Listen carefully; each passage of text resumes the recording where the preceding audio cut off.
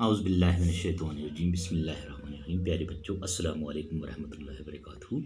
आज हम multiplication facts के बारे में पढ़ने जा रहे हैं। यहाँ पर हमारे पास कुछ सवालात दिए गए हैं, तो इनके हम मल्टीप्लिकेशन में जवाब निकालते हैं। पहला ये है हमारे पास 8 3 ज़ार, यहाँ पर 8 3 ज़ार 24, 8 3 ज़ार 24। यहाँ पर 3 into 3 is equal to dash, 3 into dash into is equal to dash. तो इसका मतलब हो गया 8 ज़ार 24,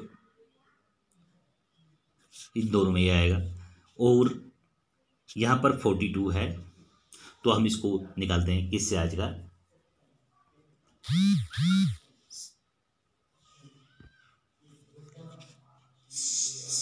6 7 आर 42, 5 8 ज़ार 40,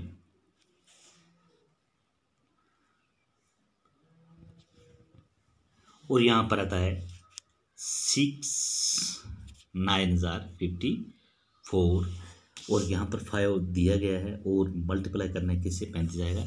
5 7 ज़ार 35, यहाँ पर 6 डैश इंटू 6 इंटू 36 है, तो हम देखते हैं किससे आएगा 36। 6 6 36 बनता है 10,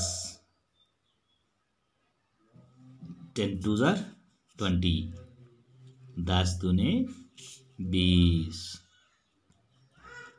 और यहाँ पर 36 है,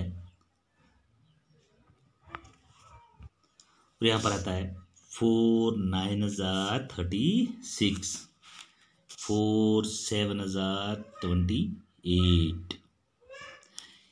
ये प्यारे बच्चों, इसमें ये सवालात हमने इसके हल किए। ये मल्टीप्लिकेशन फैक्ट्स हैं, और इसके बाद हम कल इंशाल्लाह पढ़ने जा रहे हैं मल्टीप्लिकेशन टेबल। हम इसमें फिर गौर से देखिए। 8 तिया 24, 3 अठे 24, 6 सते 42, 5 अठे 40, 4 नए 6 नए 54, 5 सते 35, 6 6 36, 10 दूनी 20, 4 नए 36, 4 सते 28।